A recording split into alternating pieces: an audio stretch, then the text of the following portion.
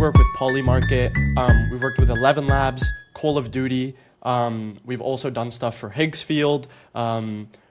We've worked with Justin Bieber, Sabrina Carpenter. We've worked on the Stephen Bartlett podcast. We did like a segment for Joe Rogan for one of his guests. There's like a massive list of names that I can kind of go down. At the moment, I actually did this calculation a couple days ago. We have over $1 trillion in company value that has deployed spend on content rewards. Clipping has become this new phenomenon whereby influencers, entertainers, streamers, but even large companies like Netflix, Polymarket, Kalshi, etc., are getting eyeballs within the organic stream. People spend a lot of their time of the day looking at Facebook, at Instagram, at TikTok, and they're spending most of that time not looking at ads, they're looking at the organic feed. Clipping is what gets your company's videos or your influencers' videos in the organic stream. But an under-discussed topic is, what is the infrastructure that makes clipping even possible? So here we want to talk a little bit about, first of all, what clipping is, secondly, how it works, and thirdly, what is the infrastructure that makes it thrive? Can you tell me a little bit more about this? So how does clipping even start? How did you start clipping? Yeah. So I started clipping back in 2024 for my first software company. And this was before it became like a really, really big craze. We ran faceless theme pages on Instagram, UGC creators. And the idea of clipping at its premise is running content at volume, mass scale all over the internet, because that's how you capture mind share and that's how you capture the culture.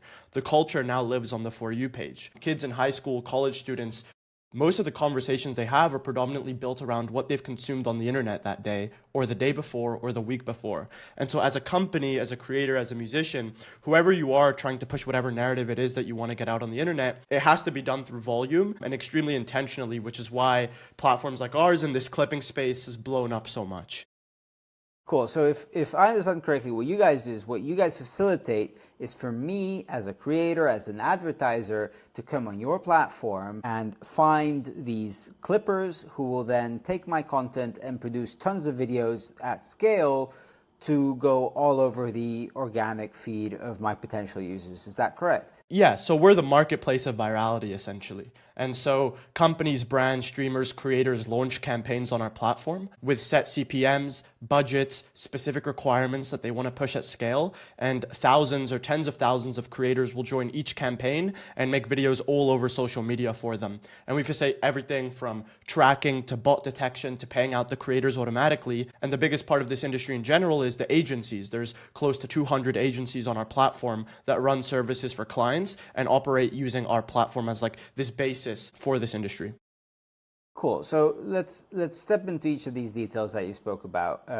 Let's say I'm a large advertiser. I want to start clipping.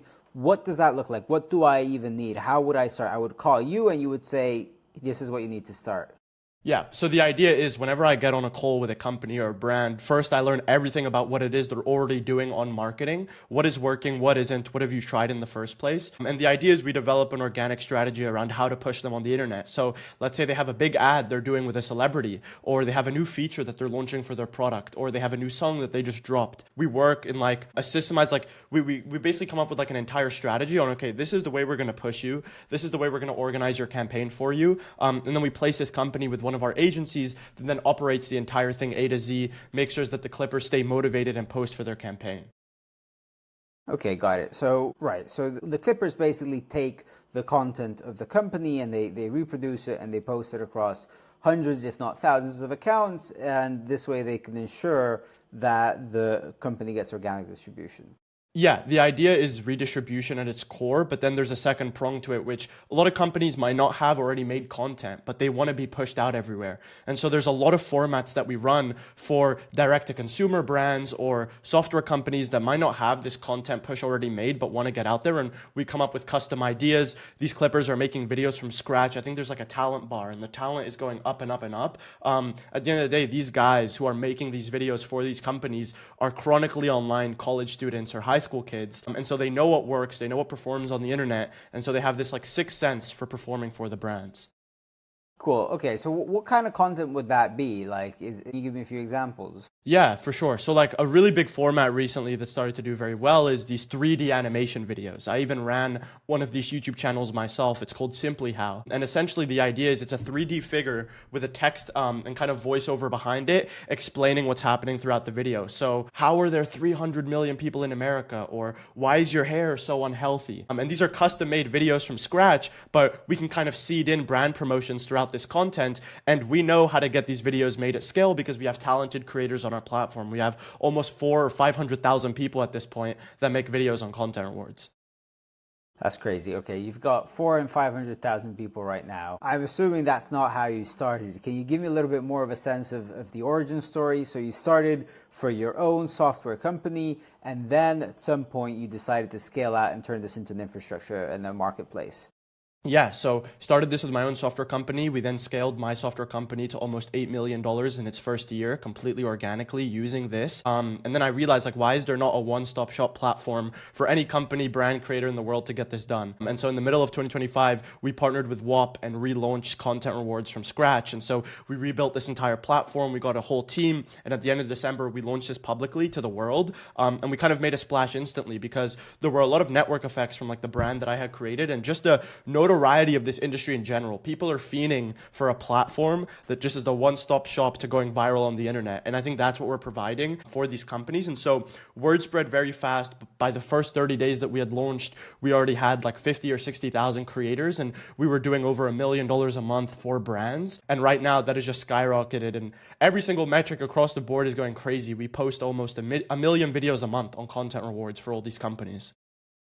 That's insane. So wait, you guys launched in end of 2025 with WAP? Like what's that about? I thought you guys have been around for a while. Yeah, so WAP originally had Content Rewards built in late 2024, and they ran it for around 6 to 8 months themselves. But I'd come into this industry starting to build my own company as well, and we ended up realizing, like, why don't we just partner together to run this same thing and kind of unite under one umbrella because we'll be stronger together. And that's when this new version of Content Rewards kind of got rebirthed.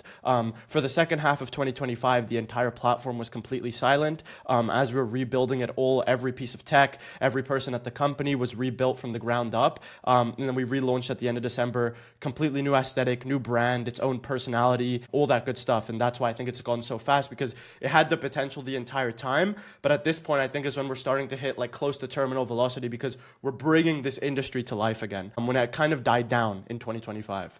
Can you give me some numbers? Like how much are you generating? You mentioned 1 million videos posted a month. Give me some sense of numbers behind the Content Rewards. Yeah, so we pay out over $40,000 a day to clippers, and these are just these high school and college students. In January, we started off at like around a couple $100,000 a month in spend for these brands, and now that's scaled to multiple 7 figures a month for brands. I think we're on track to be doing over $10 million a month in brand spend within the next few months, which is really, really cool. And on the flip side, now we've created a really cool income opportunity for all these people who are like disenfranchised and don't want to sign contracts with big companies, but know how to make good videos. Now you're just a regular person with talent, or you want to get into the organic space because you're consumed by social media, you can now earn money doing it. So across the board, I'd say in the 7 figures a month in brand spend, we're paying over $40,000 a day to clippers, close to 1 million videos a month posted on the internet. And I think in April, we'll do around 30 to 40 billion views for our companies. That's an insane number. Who are some of your biggest customers that you're comfortable sharing right now? Some of the best known names or household names that are using you? Yeah, so we work with Polymarket. We've worked with 11 Labs, Call of Duty. We've also done stuff for Higgsfield. We've worked with Justin Bieber, Sabrina Carpenter. Let me try to think of a few more here. Maybe if I can find some here. Go for it. Let me check real quick. We've worked on the Stephen Bartlett podcast. We did like a segment for Joe Rogan for one of his guests. And so there's like a massive list of names that I can kind of go down. At the moment, I actually did this calculation a couple of days ago. We have over $1 trillion in company value that has deployed spend on Content Rewards, which is pretty insane to think about. And so that's kind of like a stat that I think we can 10, 20x over the next fucking year or 2 years, because we have an infinite TAM market. Everybody needs to market themselves. And there's no solution to do that simply. There is paid advertising solutions, but those have become more and more expensive over time with increasing CPMs. The thing with content rewards is that you're paying 1/100th of the average CPM you pay on paid, but you get to hit the organic For You page at scale. And so the average CPM on our platform is around $1, which if you compare that to the average paid CPM of like $40 to $80, it's a no-brainer for companies to try this. And when they see that it works, they double down. So if I put my marketing analytics hat on, and in my previous job, I was responsible for marketing analytics. We were working for a big company, spending $10 million plus a month.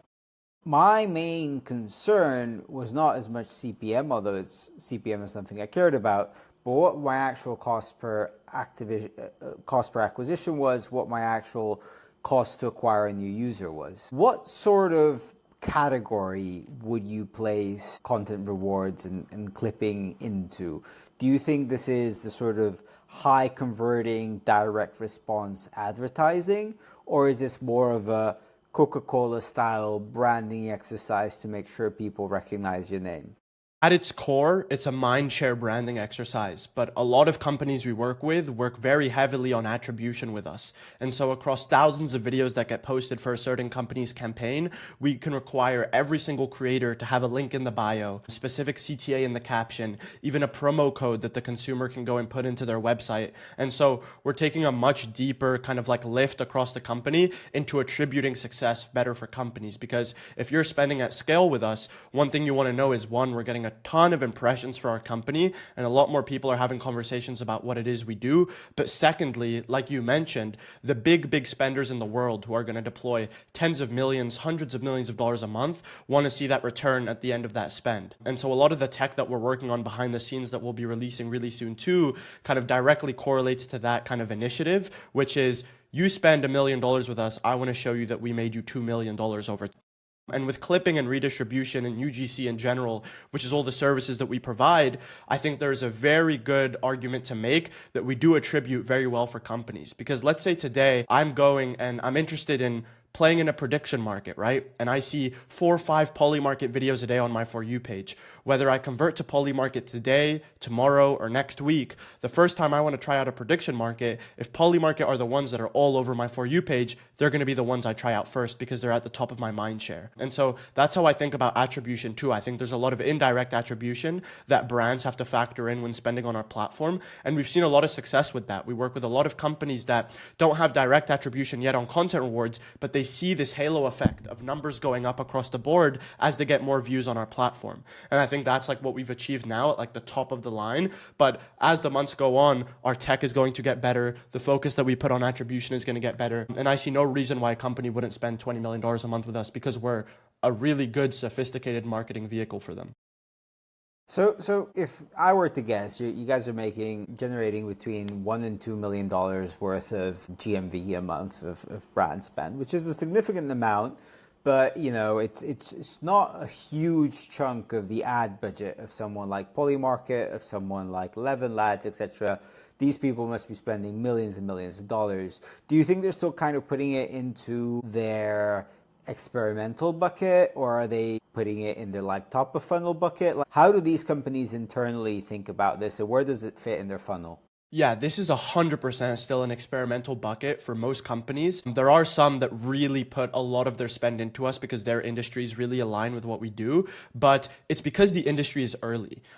We are not a sophisticated, mature industry of organic redistribution at scale. This is something that's going to take time, and that's why we put so much focus into the media that we even produce on the internet. And so a couple days ago, we released a video that compared $5,000 on a real-life billboard versus $5,000 on a digital billboard or a watermark campaign using content rewards. And the results were insane. The real billboard got us 24,000 impressions with 62 scans to our QR code. And for the same $5,000 content rewards, we got 64 million impressions and 11,000 clicks to our link. And so I think we're starting to show more through our own media, and kind of the way I think about our company is I want to walk the walk instead of talk the talk. And so I want to prove that we use our own platform to perform for ourselves as a company.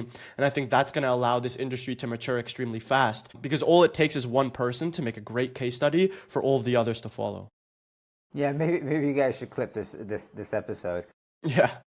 I think I play the devil's advocate. Like your competition is not the billboard on the street. Like your competition is actually the amazingly sophisticated Meta ad targeting engine, the Google search targeting engine. That's where those digital dollars are going for. And the organic feed, you guys have less information about whether I have money, whether I'm going to buy. You don't really have conversion tracking as much. How do you compete?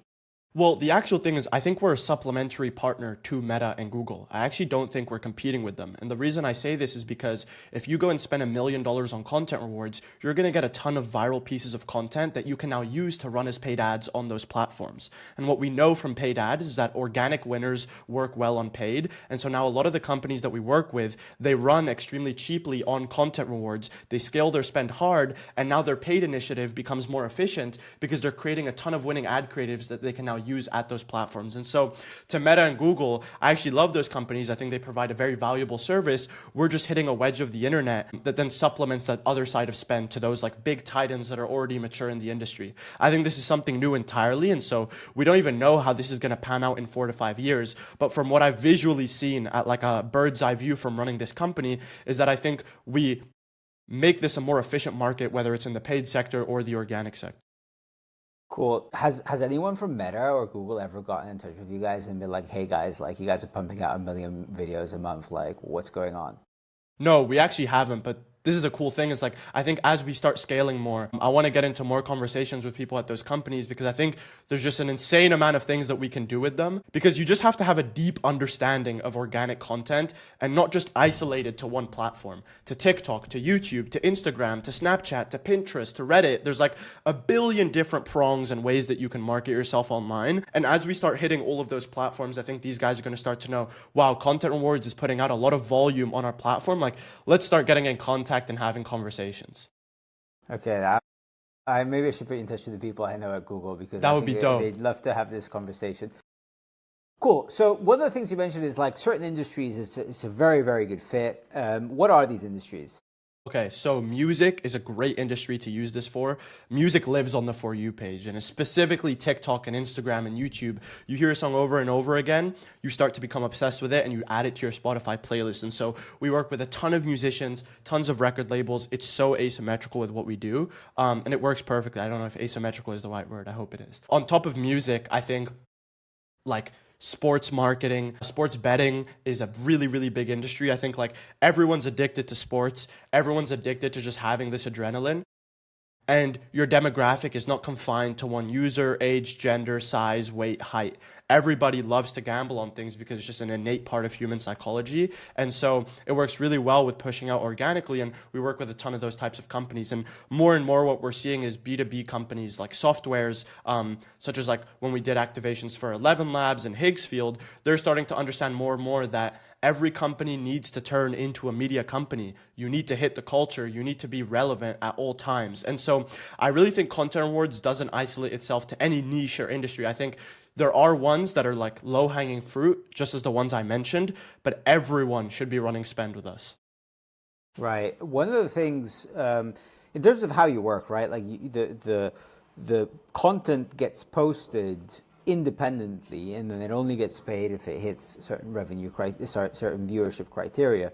Now, there's two things that are a potential issue for an advertiser. I'm going to put on my old marketing analytics hat. One of them is if I work for a regulated product, I work with someone that has a license to do certain things. Well, particularly in the financial and the medical space, there's a huge consequence to not saying or saying certain things. Like if I tell people, hey, come onto my crypto exchange, and if you come, you're guaranteed to make money and make profitable trades, then I'm going to get, as an advertiser, in significant trouble. How do you guys navigate this? How do you navigate these regulated industries where you can't just have anyone posting whatever? Or maybe you can. Maybe there's a way to deal with this. Yeah, well, there's a couple ways that we deal with this.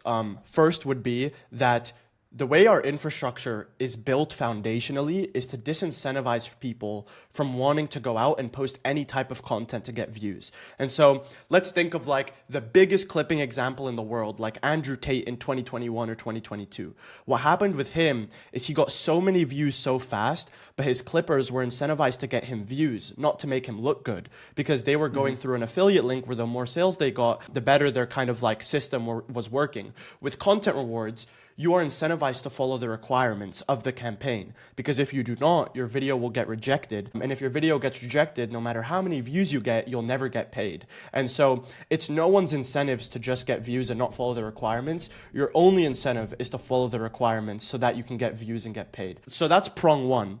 Prong two is there's always going to be leakage, right? So there's going to be videos that get posted first, and then you figure out that it's bad, and then you reject it. And so now that video's out there on the internet. But one of the cool features that we have on Content Rewards is that when you when is this coming out? Because it depended on when this is coming out, but we have a cool feature that's coming out in the next couple days where when you post a video to Content Rewards, it gets posted privately to the campaign first. Once it gets approved or rejected, then it goes out on social media. And so it hedges against content going out on the internet that necessarily goes against your narrative that you're trying to push as a regulated company.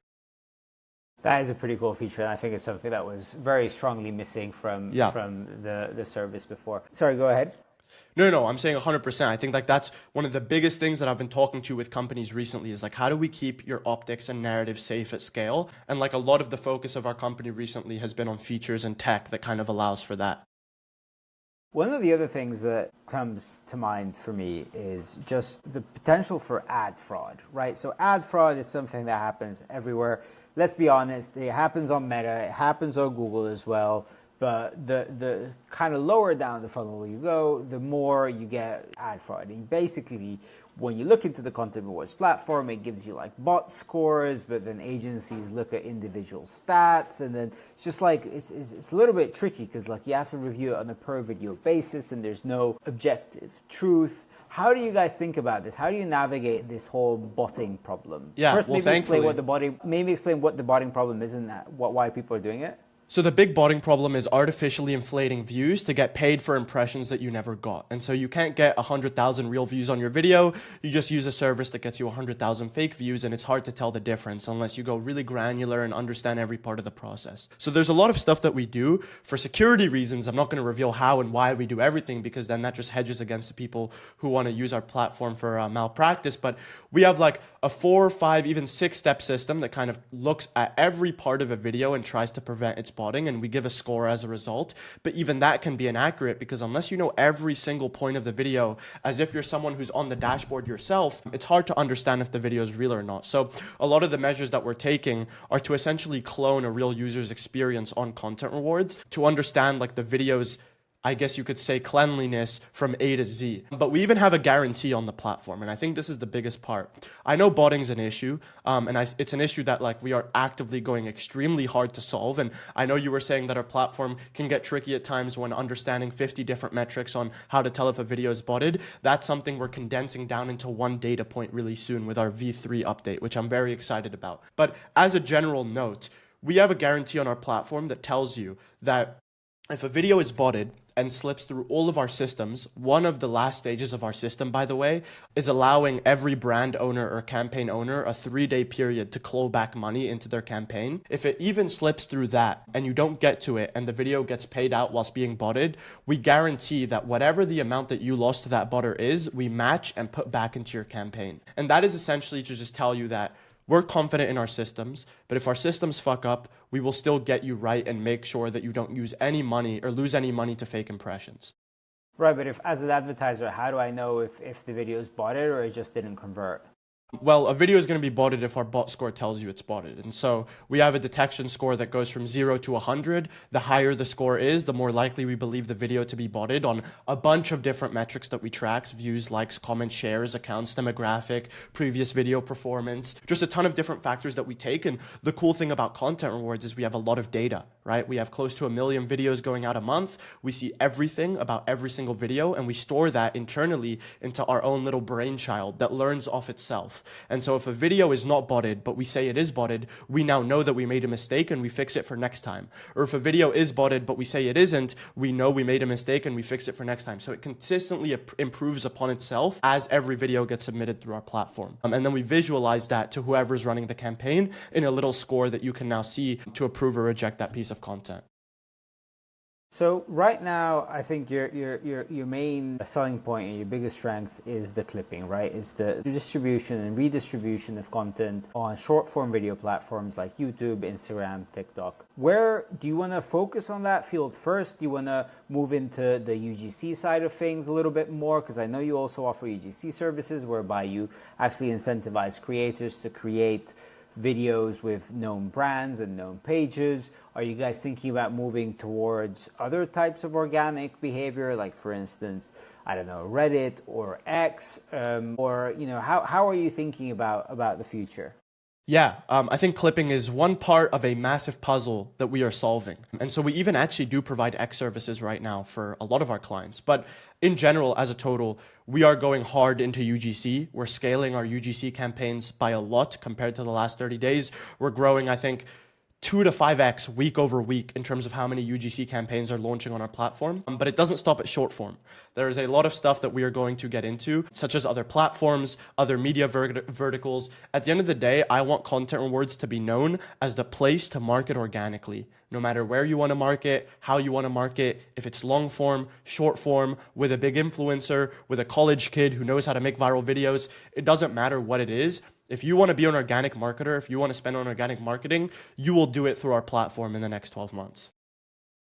I think one of the criticisms I see on X, on Twitter, of content rewards is there are people that are familiar with the advertising world, with performance marketing, and they go and they set up their campaign and they're just underwhelmed with the results. They say, hey, I got a bunch of low quality videos, they didn't, or the videos got views but they didn't convert, I got so much spam that didn't really work out for me. What do you think the main reasons are for campaigns not working out for people? Yeah, there's a couple things. One is budget. A lot of people will launch a $500 campaign on our platform and they'll get confused as to why it didn't get a ton of views and a ton of high quality talent that kind of deviated towards it. And the reason is because the talent follows where the value and the money is. If you are a brand that's consistently scaling and spending with us, the best talent on our platform now know that you're a consistent income stream for them. They've learned how to make your videos. They trust that you are going to treat them well in terms of approving or rejecting their videos extremely fast. And that's also something that we fixed across our platform. And so to everyone that launches a campaign on our platform now, we have an entire 4-person dedicated team. No matter who you are, how much you're spending, it can be anywhere from $500 to $1 million. I think a big focus recently has been quality. We want to ensure that you get the biggest and best amount of quality no matter what amount you're spending, because you could be a small company with not that big of a budget and you start off with 500, but you could scale to 10,000 if it works well, right? And I don't want to alienate anybody who can't afford to spend on our platform just as the big dogs are, because that's the whole idea of organic marketing. It works, you double down, you spend more, and then you scale. And so we've now taken a big focus into transferring creators to all types of campaigns. And a big part of it too is when you launch a campaign as a newly made brand that has never launched on content rewards before, it can get buried on our Discover page compared to all the big campaigns that are already out there. And so we're introducing a really cool For You page algorithm